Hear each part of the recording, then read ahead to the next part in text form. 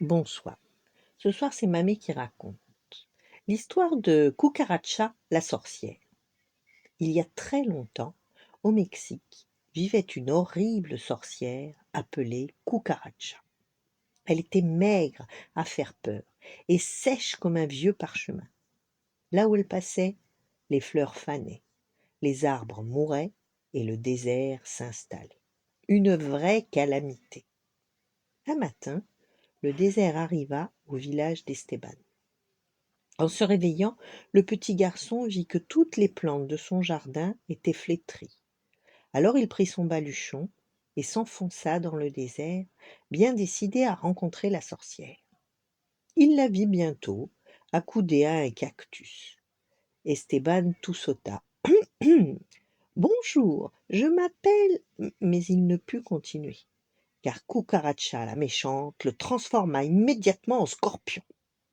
Furieux, Esteban grimpa sur elle pour la piquer. Mais elle éclata de rire. Ha ha ha.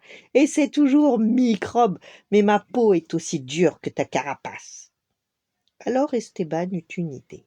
Il courut vers la bouche de la sorcière et entra dedans.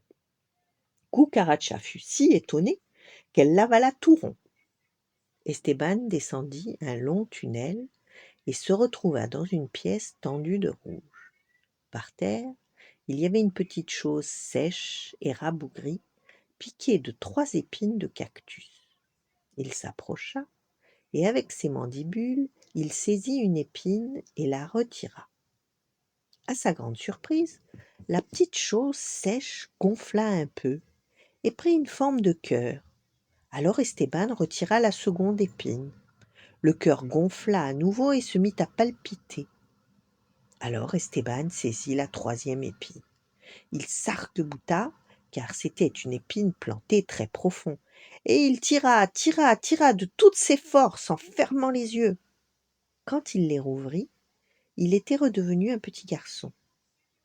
À ses pieds, l'herbe redressait, partout les arbres et les fleurs repoussaient, et devant lui, à la place de la sorcière, se tenait une jeune femme d'une grande beauté. « Merci, Esteban, je suis la fée de la forêt, et tu m'as délivré d'un bien vilain sortilège.